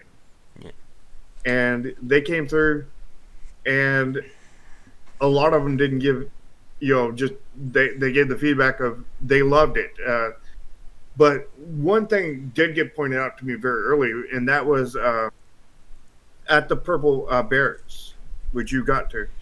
Do you know how, like right now, how you get there and then you get that ending, and then it automatically kicks you back to the beginning instead of, Mm-hmm. and then you automatically start your new game plus? Well, originally it would make you save it, and you Mm-hmm. could choose not to save it, and then you exit out of the it would take you out after that to the load menu, and if you didn't save it then you lost your progress, and then they would just grind and grind and grind and try to beat that stage, and it's like that's Mm-hmm. not what we intended. Yep. So we locked out that you can still choose to save it or not, that's still a choice, but now it automatically kicks you right into the new game plus without taking you to the menu, and then you go through and you get to certain points and you realize that it's changed. You're not picking units. You're back on. Mm-hmm. You're not picking units again. You're back on the map, and you go into the your first map again, and you realize now you're getting a tutorial for the level scaling. I mean, Mm-hmm. that is something that we changed during that final beta, basically phase, that where we were telling them to be absolutely as critical as possible. They didn't even say much about it. They just said that they got kind of stuck there, and that was, I think, an absolutely critical thing. And I Mm-hmm. think that there's still a little bit more that I need to do about it, because even after all that, I had somebody go all the way to the end of the cutscene, get out to the map, and then instead of clicking the map, they just exited the game and then re-entered it. I Mm-hmm. was like, oh no, just Yeah. like 1 second away. You're just one click away. I was like, okay, when we do the remake, we're just going to automatically kick you into that first level. We're not even going to take you to the map. We're just going to Yep. automatically kick you into that first level. Mm-hmm. And this is all like from good feedback, even though they didn't say necessarily anything critical about it. It was still feedback Mm-hmm. by them telling us that they were stuck or having issues with this part. And I was like, oh, you're not doing that right, because that's Mm-hmm. not the way I meant for it to be done. Let me, Mm-hmm. put in something, Yep. let me change it up so that you can experience it the way that it's meant to be experienced. But you don't want to be telling the player that. That's a very big no no. You don't want to be saying to someone, you're playing my game wrong, do it like this. Mm-hmm. And it's very hard, again, for a lot of developers to realize that. Because, like we've said when we've talked about this topic previously, you need as many eyes on your game as you can. Not just your friends and family. You need hardcore players who have no relation to you. You need new players who have never played this game before and know who you are as well. And there's a greater topic here, I think, about how to get people to play test that. I think that's beyond the scope for this piece. But you have to be able to accept criticism from all aspects. Because again, just because people love your game doesn't mean they're going to be giving you the best feedback. And again, like we've said, somebody saying your game sucks and is stupid is just as useful as saying your game is perfect. I know there's nothing wrong with it. And hello, Siri, thanks for coming on. Yeah, and to what you said about your game is perfectly fine and your game is crap. I mean, that's not really feedback. I mean, Mm-hmm. that's saying something, but it's not Yeah, feedback. and I mean, it's good that they enjoy your game, but them enjoying your game isn't going to make your game better. yeah, Them telling you that they really enjoy the game, but this one part was kind of a sticking point for them, mm-hmm. and they didn't particularly like this part. They think that it could be changed to be better. Now that is very helpful. That is what you can use to, Yeah. like, okay, I target in the little bitty issue there, and it could just be changing a one word in a Mm-hmm. line of code fixes it, and it just Or becomes better, way better of a game because of it. you could simply, even just like adding a dialogue box on screen, can change a whole lot about your title. But I think one thing that's very important to point out is that the dream tester is somebody who says, I'm having issues with so and so. Could you do something about it? Unfortunately, you're not going to get 100 of those people. You are going to get people who are going to be like, I hate your game. This part's stupid. I quit. Or people just not even telling you anything at all. And I think one that you did when you were watching me play Chromasia and other people as well is that you were taking notes. Just how was I using the UI? Mm-hmm. What conventions were I trying to use? Like for instance, I use right clicking a lot as either a shortcut or a way to cancel out a command. And a lot about what you can learn is just simply by watching somebody play the game and see what they're focusing on. And that is not a skill I think that you're born with. You have to kind of practice being able to analyze what somebody's doing. Yeah, and I think you made a good little point there, drawing off of that. Hmm. A thing I would encourage you to do is when you have testers, have any of them that you can record their play Yeah. sessions and watch them play. Because you can, if you know what you're doing, you can learn far more by watching them play Hmm. than you can from them telling you stuff. Yeah. When I did my interview with John Brieger, like who does lots of play testing, he said the same thing. Like he has them all recorded, and he asked them to send them like their tapes essentially. Mm-hmm. And again, like anything that you can get to see how somebody's playing your game is vital for your game's success because these are people looking at your title sight unseen. They don't have the preconceptions of you spending, 3 years of your life making this game, nor do they have 500 hours of experience in the genre. And again, it's very easy for I think for a lot of people going again back to the treating your game as your baby to not listen to that feedback. There are some developers that even if you say something constructive, they're going to still shut it out because you're still insulting their game. And Mm-hmm. you can't be like that. Like I've used an example before. I've seen people post like on various Facebook indie groups, and this is one of the reasons why I don't go on them all that much. Like they'll post like footage of their game or little stuff like that, and it looks horrible or it looks very generic. And everybody in that group saying that looks amazing. It looks perfect. I can't wait to play that game.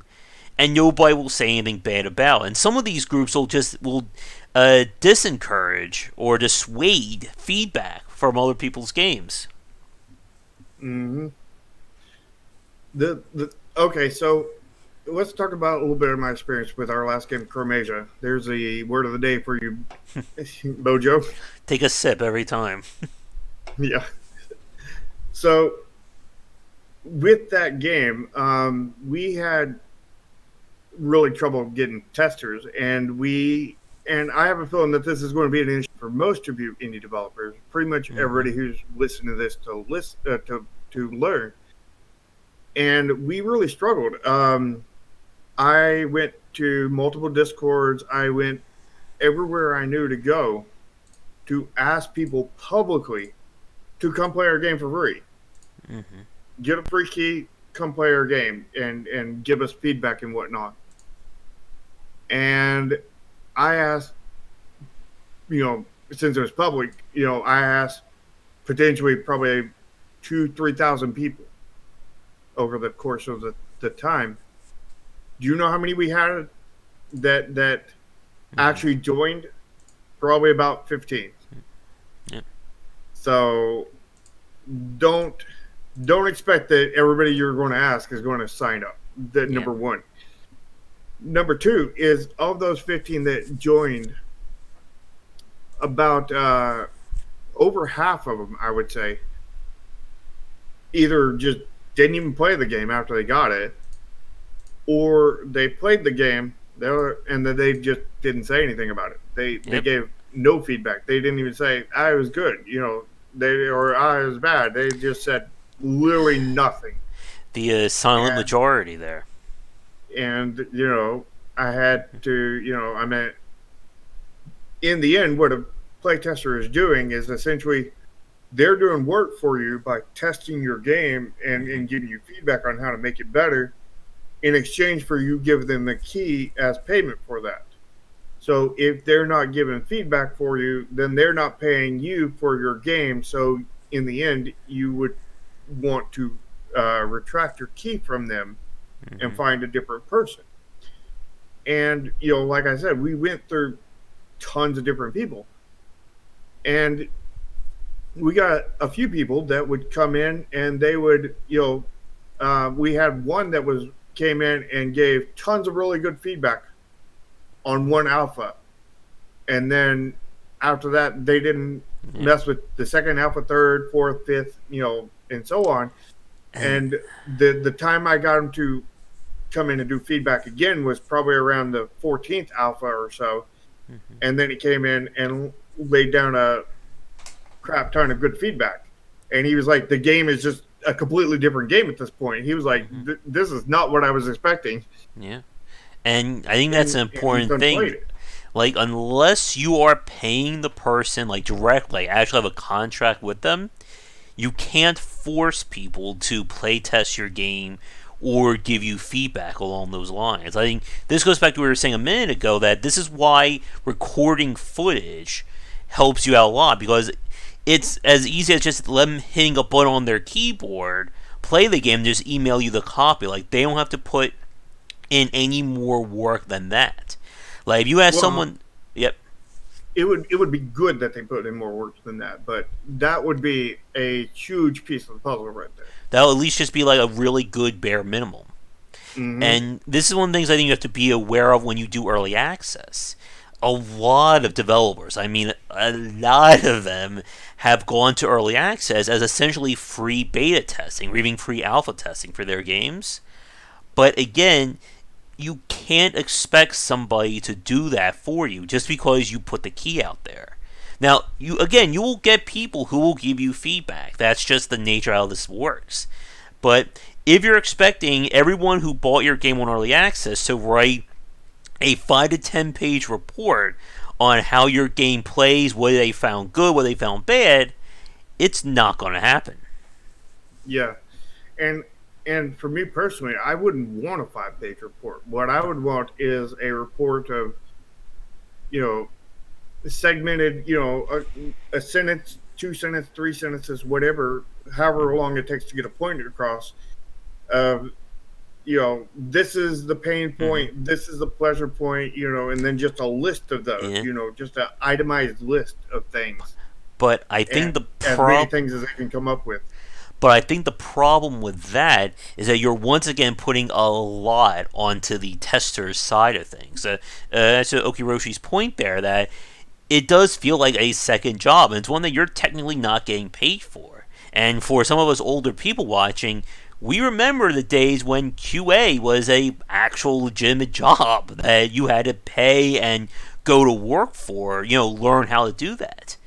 And Mm-hmm. like we said, like a good tester is worth their weight in gold times 10.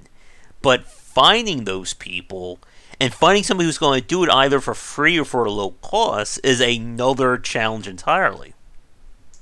Yeah, and the we found another tester that was we had another tester that was just a really big fan, Mm-hmm. and he would go through. He went through the whole game the first, 10 or 15 times, and we sort of burned him out, kind of thing. He Mm-hmm. played so much of it, he didn't want to play anymore, kind of thing.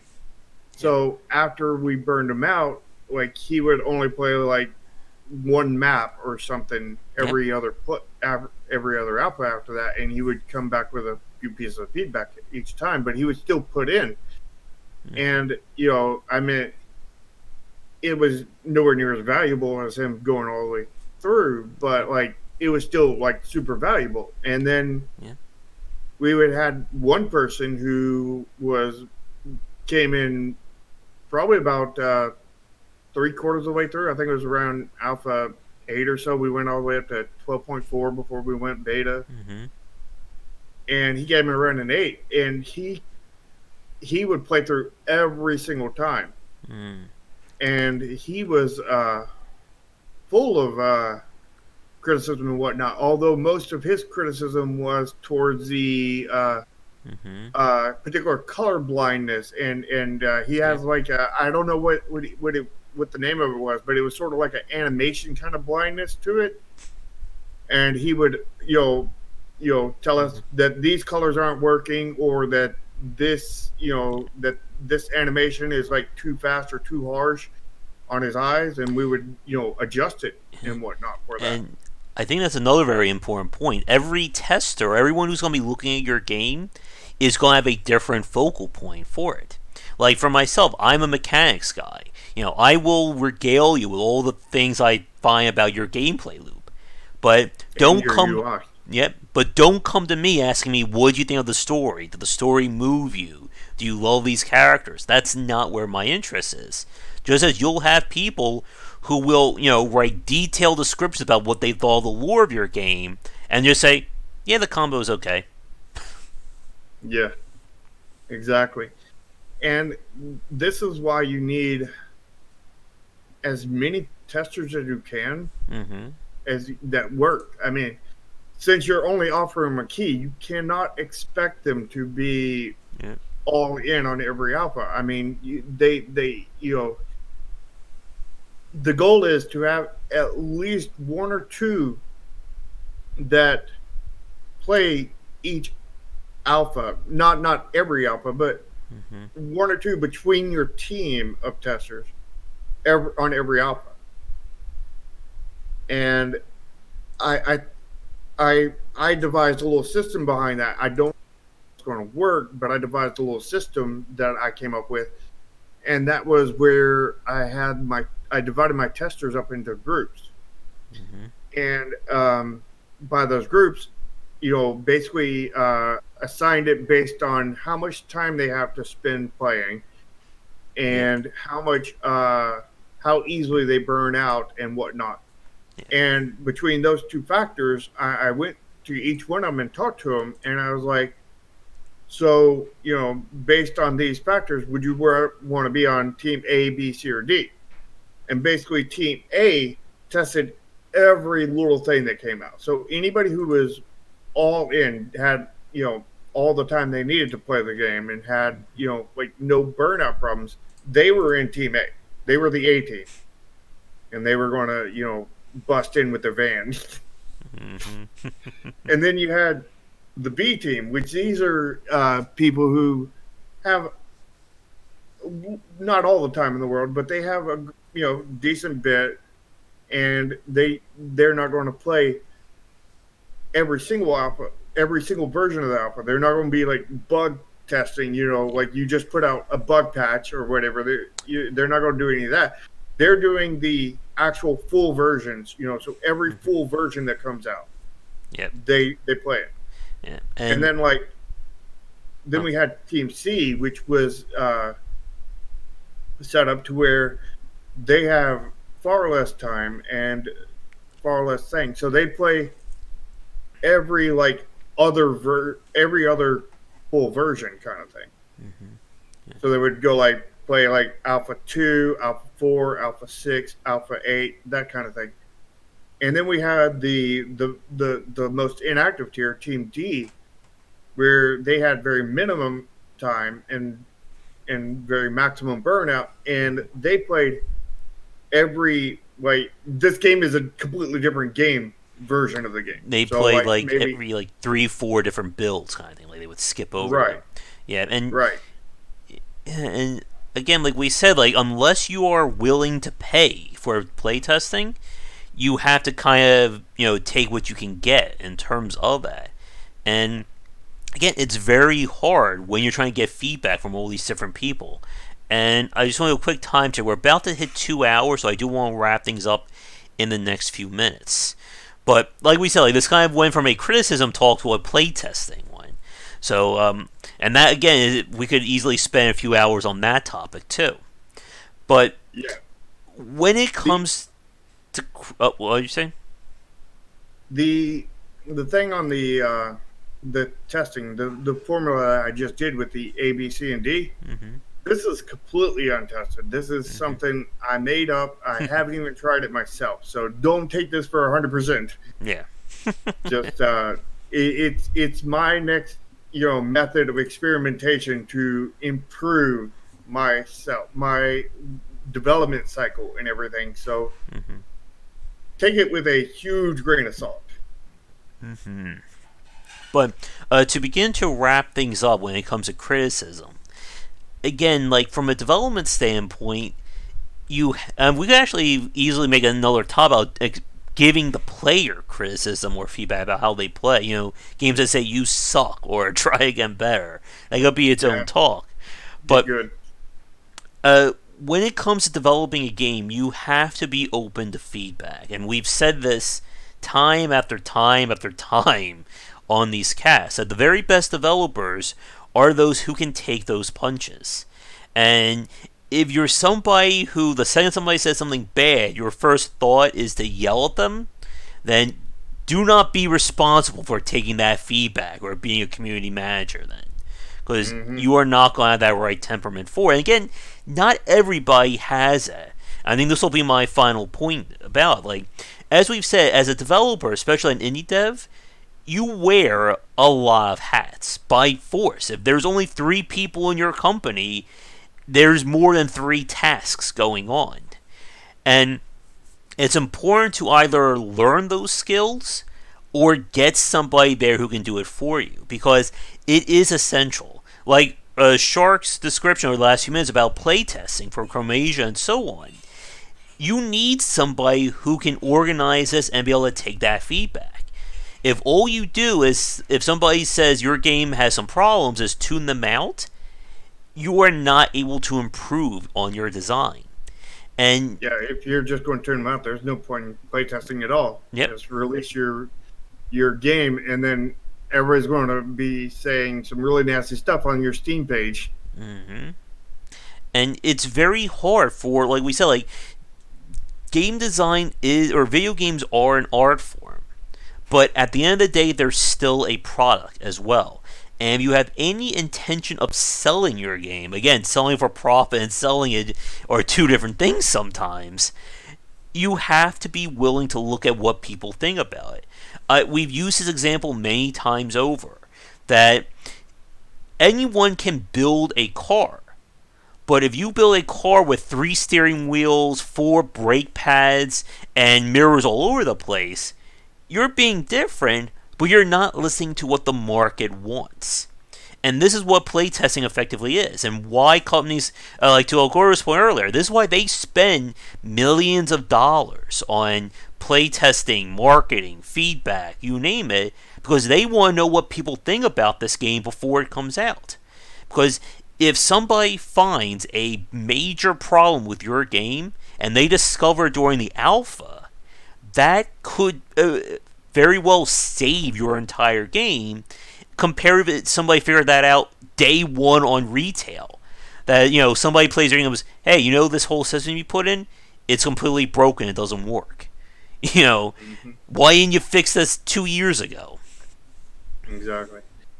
The thing you said about games being art, I mean, they are art, but that doesn't mean feedback is invaluable. Yep. Feedback, I mean, you give feedback on art. Mm-hmm. You draw, well, for example, you draw an image or whatever, and you put a eye patch over the eye of the character, and you put a skull on it, and then people look at it and they're like, I really like the image, but that skull on the eye patch just really does not make Mm-hmm. sense. I mean, this character is not cartoony at all. This is like a super realistic thing, but you have a cartoon skull with a little Yeah. bow on its head on the eye patch. It doesn't fit. Yeah. Why don't you take that off and just leave it a black eye patch, Mm-hmm. and that would look really badass and really awesome. And Yeah. you know, and your art will prove because of that. I mean, your video game is art, and your the feedback on that art will Mm-hmm. make that art better. Yeah. So And do it. And again, I think another thing, like there are developers I've seen a lot of smart developers will do this. Like they'll praise themselves for insulting somebody for criticizing their work, or they'll get a lot of you go, how dare this person talk back to you? And I'm just sitting there going, no, don't do that.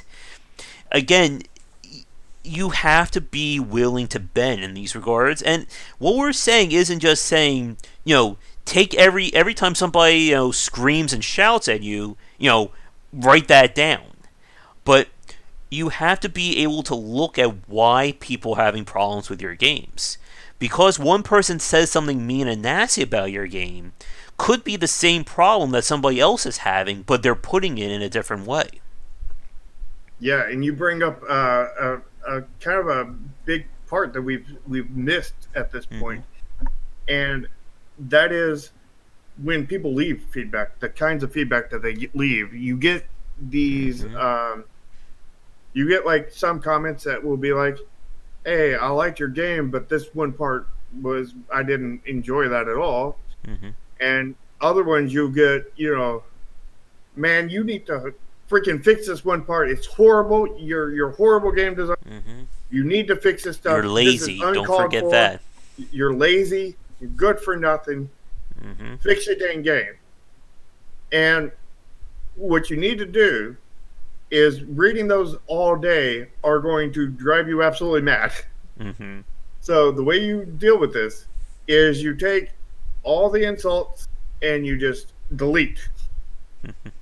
You get to that core nugget that this system is not right. And ignore the "you're stupid, lazy developer," blah blah blah. Yeah, you take that one like Mm-hmm. sentence or phrase and you mute all the cuss words and stuff out of it, and that is worth gold right there. Yeah. That And is a gold nugget in a pile of shit.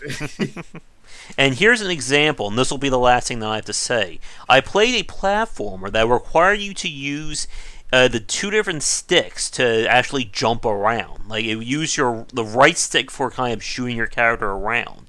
And because I was left-handed, I couldn't play that game as well because the primary action was set to my right hand instead of my left, and I left a negative review on the game because of that.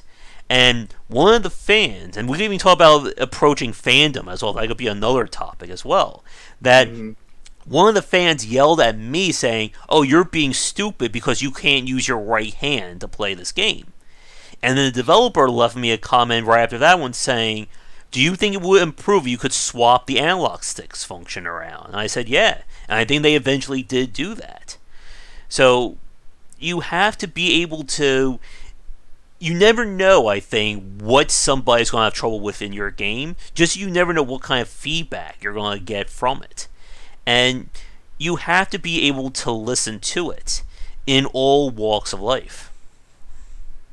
Yeah, I mean, this isn't just game development advice. This is like life advice. You Yeah. need to listen to feedback. Period. I mean, Mm-hmm. if people are telling you that you shouldn't drive that car because it's a death coffin, like The brakes don't the tires, work. the brakes don't work, the tires are about to explode on it, Mm-hmm. and your engine's about to catch on fire, and you're about to die in about 20 different ways. You should not drive that car. You should listen to them and try to fix the problems. Yeah. Or just get good, right? That solves everything. Yeah, yeah, you can just get good. Mm-hmm. All right, but I think with that we will wrap things up for this week. Again, we got some good topics for our future pieces as well. Again, we never run out of topics. And who knows, maybe there'll be another blizzard disaster happening in the next 7 days that we'll talk about next time. I'm sure there will. I mean, We should get one of those little signs that's, how many days disaster free. And we could hang that up for Blizzard.